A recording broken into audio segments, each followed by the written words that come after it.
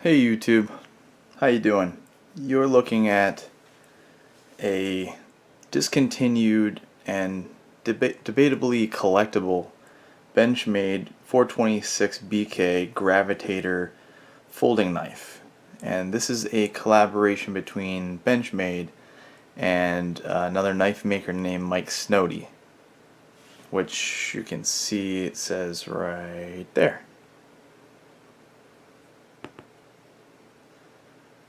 And what you're looking at is a spear point, or a modified spear point blade with a BK1 black coating on it.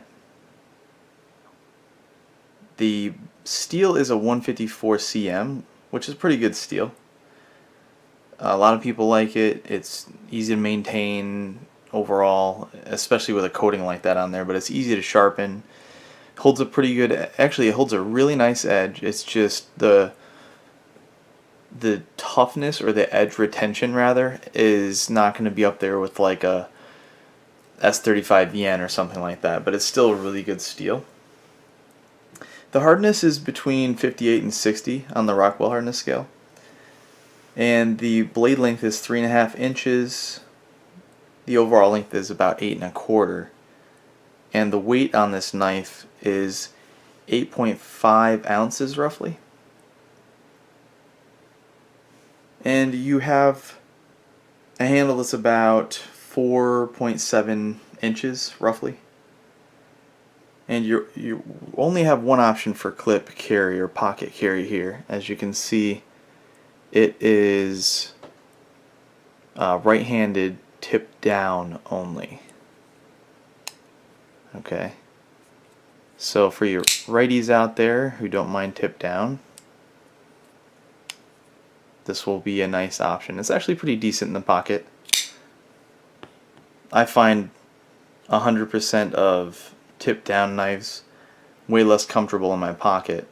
So this is, in comparison to the majority of my knives, which are tip up carry, this is not near as comfortable or ideal in the pocket, but it is what it is. It's still decent. I'm just not the biggest fan of tip down for numerous reasons, but anyway. This knife is pretty cool. It's kind of in its own, a knife of its own, I guess you could say. It is modeled after a lot of Snody's designs. If you look up some of his knives, this is very reminiscent of that. But this specifically has the silver-twill on the bolster area. Pretty nice look, actually. Kind of has that carbon fiber effect, but with twill. Pretty awesome. Let me see how much I can get that detail in there. And if you haven't noticed already, these G10 scales, which are separate from the twill, you can see a little space in between there, which is the gray titanium frame. Anyway, you can see this is ground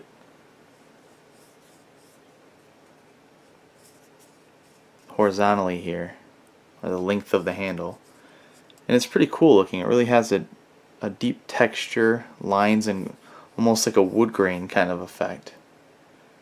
And this is black G10, all black hardware. Everything's pretty much black except for the hardware on the pocket clip there, which I think makes sense, because, and that's another thing that I'm glad they chose a silver pocket clip, because it kind of ties in well with the silver twill, which is really needed. It's really nice anyway. It breaks up this whole theme, you know, puts a little dimension in between the solid black look. Kind of classes up that tactical look. And I use tactical loosely when I say that word, but that's kind of how they marketed this knife. The modified spear point's really nice. I really like the design. I think I've seen pretty much the same exact design on some of the HK knives, which I know Benchmade is in bed with, so a lot of their designs are reminiscent. I think that all of the HK knives, I don't think I've seen one that I've seen that looks like a good value to me. The materials they use and the prices that they have remind me of Boker. Now, not to get too sidetracked or distracted here, but generally speaking, Boker, for me and most people I've spoken to, are as far as fit and finish and materials go, all subpar. They use crap steel most of the time, and the fit and finish is just horrendous. And then they price a little high, and you're not getting. It's not even close to worth it in any case that I've ever seen, except for maybe some of the Quakens and a couple other options. I think that Stingray was pretty cool.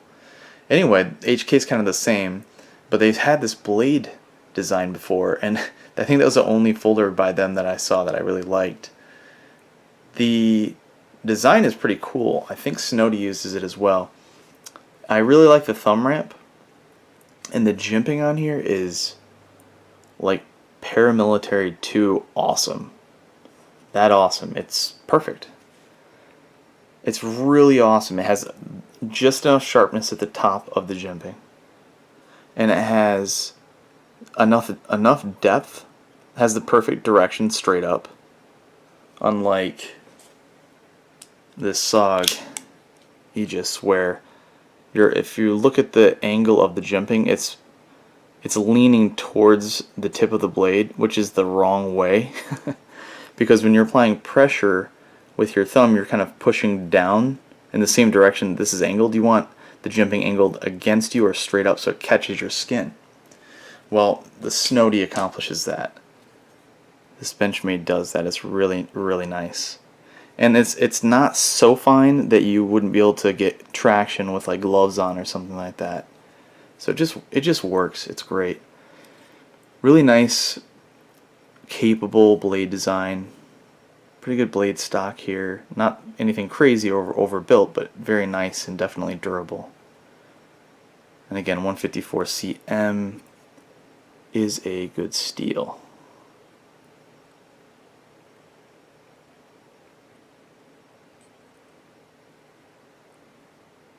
Coating is really nice. Just makes it look great on this blade. Comes with a pretty good edge too. They really had the geometry down pretty well. Fairly symmetrical edge on this, and very, very sharp.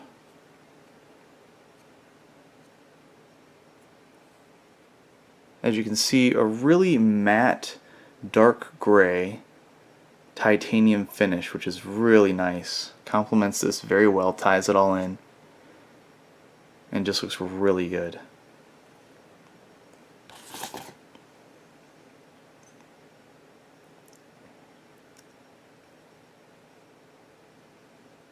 Stop pin there.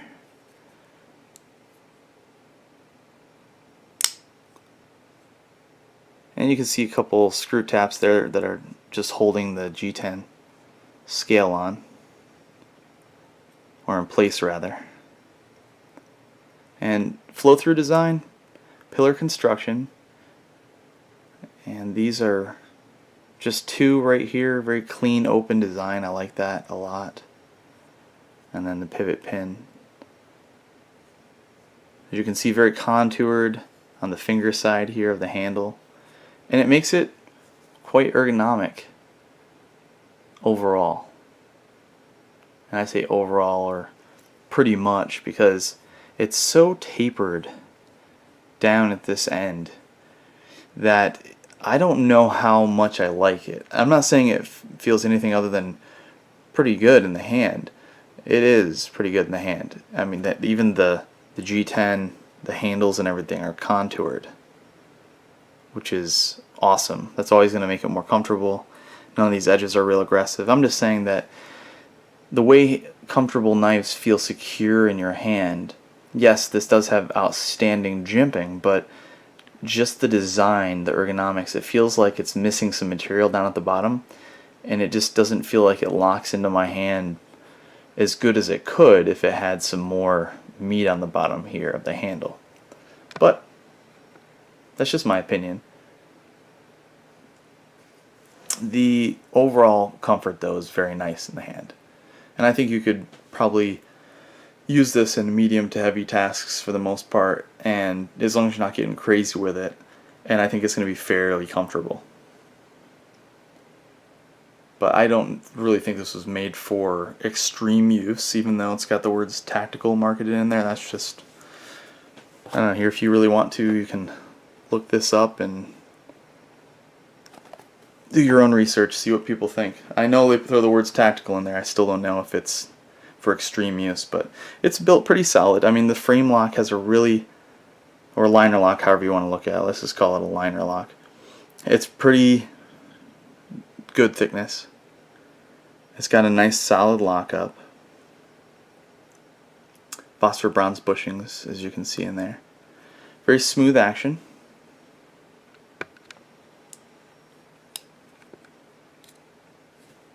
Very little resistance.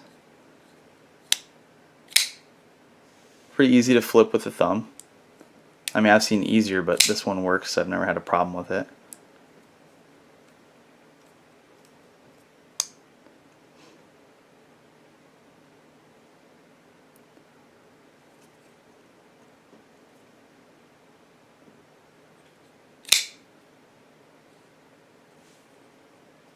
But there is a little bit of blade play.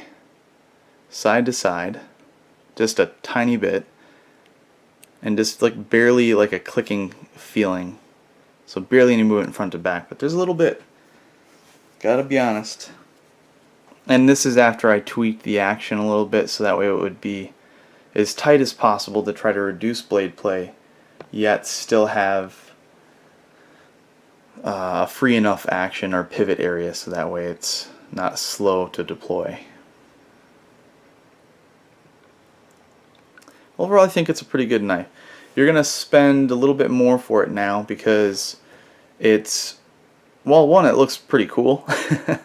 It just does. I mean, even little details like this, like the ridges that they did in there. Usually there's like one or two where they would put tension on the lock bar, but they just, you know, fancied it up a little bit. See if I can get you to see that.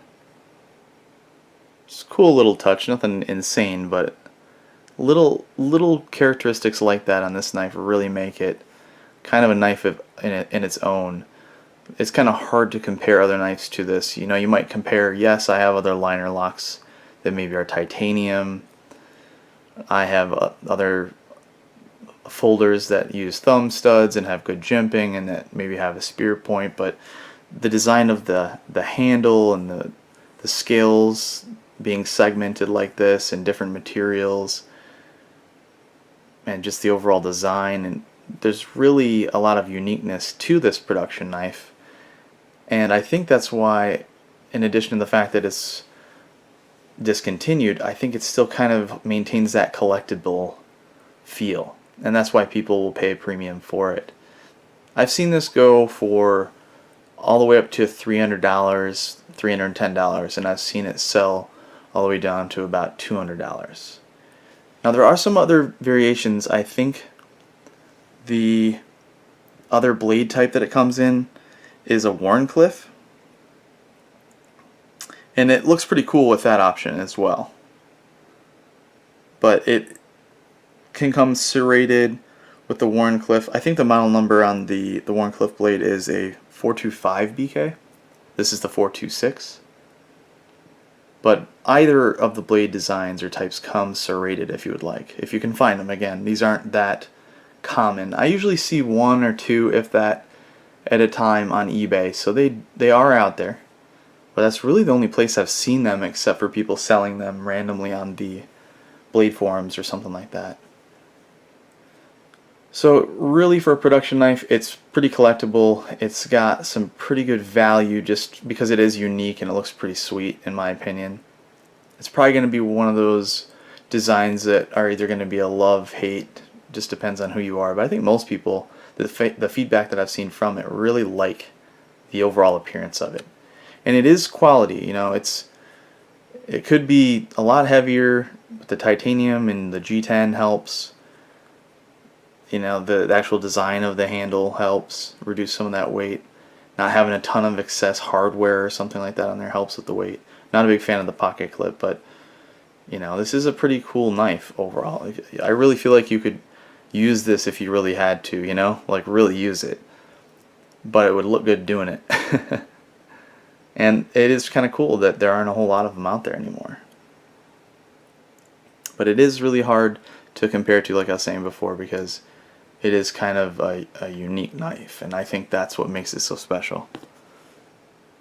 The only thing, or one of the only things that I really felt like comparing it to, and it is quite a bit different, is the Spyderco. I believe this is the Tenacious, second down from the largest. I think that's the Resilient. This has pretty much the same blade length. Actually, the blade length is, I think, just a tiny bit longer.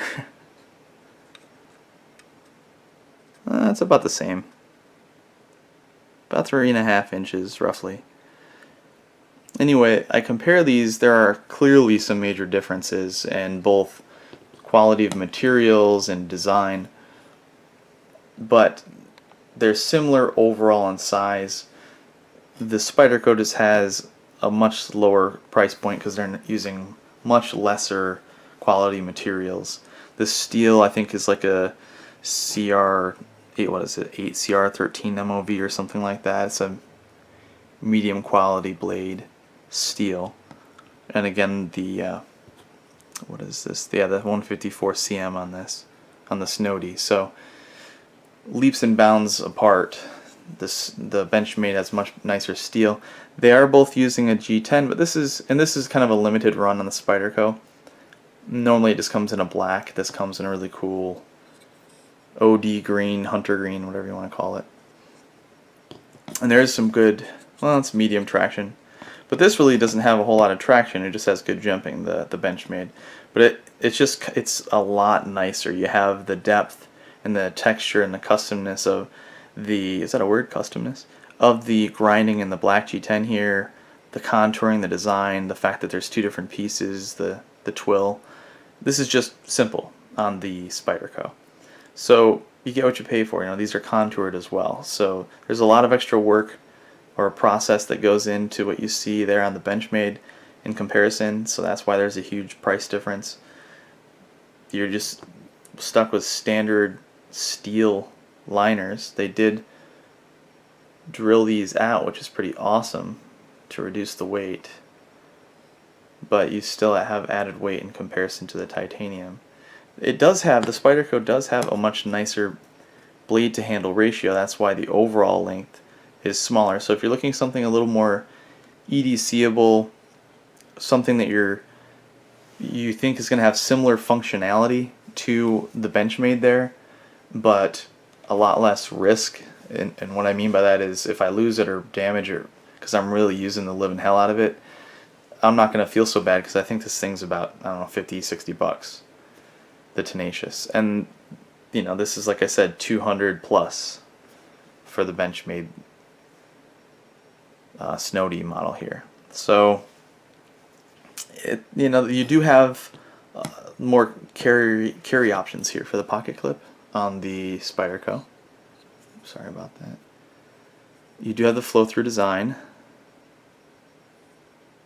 a little thinner, but the lockups and the action feel similar. I know one's the thumb stud and one's a Spidey hole, but it just feels similar.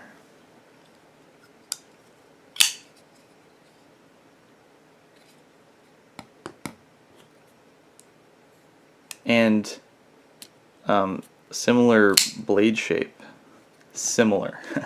I know there's some difference here, obviously, but there are some similarities. And I really feel like, as far as using these knives, they would be similar.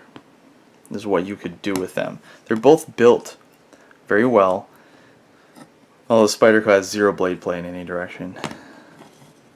They're built really well, and they both feel pretty good in the hand. They give you pretty good traction, and they have similar capabilities with the knife edge and the knife designs. Okay, now this is a flat grind. I think I forgot to mention that on the Benchmade, but it still goes up to about a little past the halfway point there, and then you hit your flats. And then you have the back swedge here, which will give you a little relief if you're slicing through materials. But it's still, because it's not a full flat grind like the Spyderco, It's not going to be quite as good as a slicer if you're really getting the full depth of the blade into a material. You're going to start to get a little bit of drag. As well, a little extra drag with the coating, the black coating on there. But they have similarities. Again, liner lock, flow through design, similar blade characteristics, and similar feel in the hand. So much difference in price though. Again, this is really, the Snody is really a collector, if you ask me. Not saying you can't use the hell out of it, but that's the only, besides the materials and the really cool designs, that's the main difference, why it's justifiable in my opinion for the price difference. You're going to spend a fraction, 75% less in most cases on the Spyderco option here. And it's just going to be a really good user and something you're not going to hesitate to beat the crap out of. Because there's a bunch of these out there. Not so much with these. You can still buy the Spyderco. You can't still buy this unless you go to the secondary market. So, totally different ball game, but I just thought there were similar knives aside from the aesthetics and some of the materials. Just overall function based, I think they're similar. Great knife. If you can find one and you like the looks of it, pick it up, give it a try, see what you think of it. I think it's a really nice looking knife. It's very unique and original. And I'm glad I picked it up. Let me know what you think about it.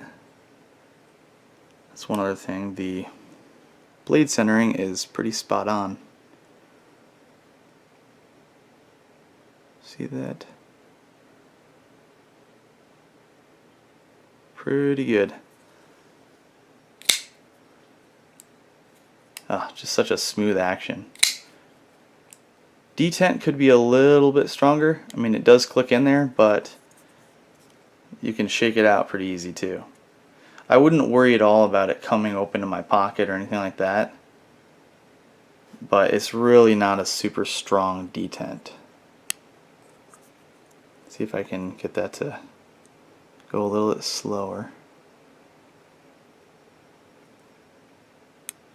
See, it just kind of clicks in there. It's not the strongest, but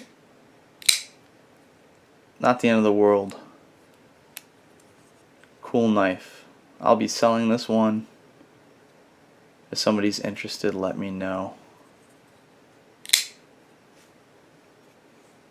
I am selling to get some money to put towards a new custom, which I will get and do a review on.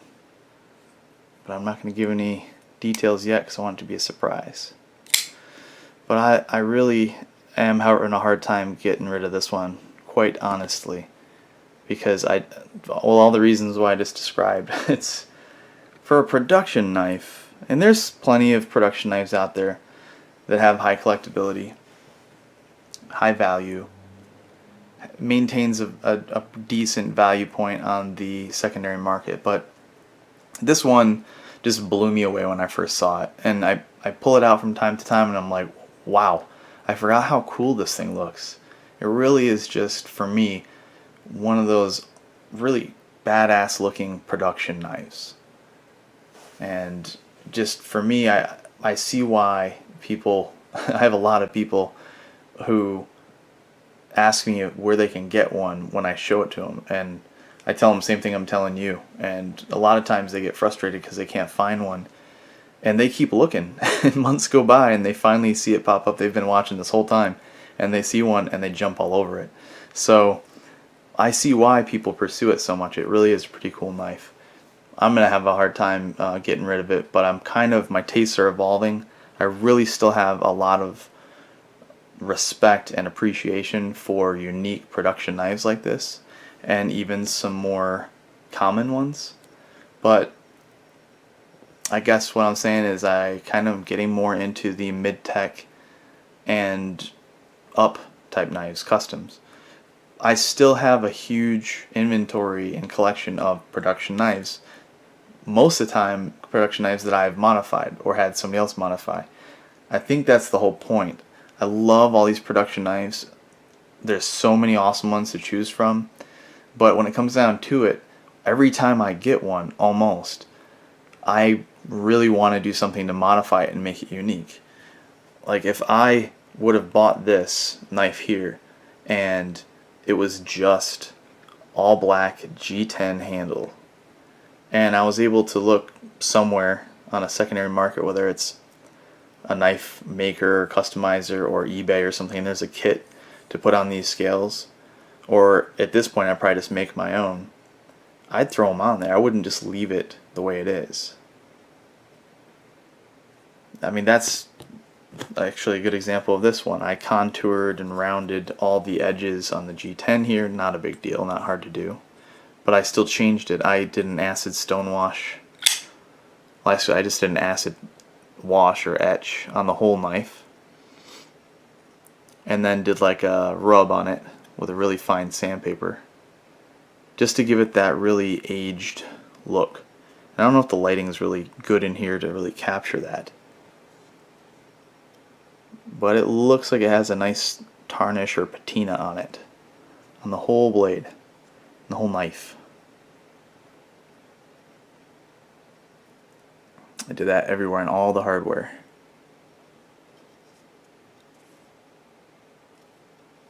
I just liked that old worn look for this. I thought it went well with that OD green. Point being, even this knife I wanted to modify. Reprofiled it, put an aftermarket edge on it, polished up the pivot point and the action so it's very comfortable. My own little touches, made it my own. And that's why I love this knife so much, and that's why it's hard to get rid of. And that's why I'm kind of getting into the mid-techs and customs, because you can find knives at a similar price point, like this one, that are a lot more custom and that might use a lot more premium materials. Actually, let me show you one other example on that note, just to kind of show you a better idea of why I would get rid of such a cool knife like this. More on the point of how my tastes are changing. So like I said, if you're going to buy this knife, if you can find it, it's probably going to cost you about 200 bucks at best. Now if you wanted to take that $200 and put it into something that might appeal to you, especially since the reason why you're probably looking at this Snody is because it's unique or rare or discontinued, kind of cool because it's collaboration. Well, if you're looking for something that's unique, you could get for the same price or less, 200 bucks, $199, a mid-tech knife that's pretty nuts. One of the nicer feeling mid-techs out there, in my opinion. It feels custom to a certain degree. It's really amazing. You're getting a S35 VN blade steel, better blade steel. Look at all that titanium with all the machining. It's just nuts. Custom titanium pocket clip, different color anodization, all these extra features, steel lock bar insert, over travel methods. There's two of them, the disc and the built-in steel over travel. Steel lock bar insert also serves as the over travel here. It's a frame lock, so it's a little different than the liner lock. But just look at the features and the materials and the design. I mean, this is much more outlandish. I don't know if that's the right word, but just extreme design. So is the Snody. I mean, that's a really cool design. But for the same price, I think I could be wrong. I think most people, if they had to choose, if they're even able to find this for 200, the Snody, I think they'll probably choose the other one. I could be wrong. This is much heavier. It's more robust and overbuilt. But I think if somebody's really looking for these types of knives, and again, I mean unique and collectible, you know, something you pull out and be able to have a conversation about because it's just so cool looking. That's what she said. Well, you know, I just gave you a good example of how you can spend your money on something different. But if you're a Benchmade fan, if you're a Snody fan, which I'm both, here you go. This is a great option. So something to think about. I hope this was informative and that you enjoyed looking at this really beautiful knife. And feel free to give me any feedback you might have, any questions or comments. I appreciate them all. Thanks a lot for watching.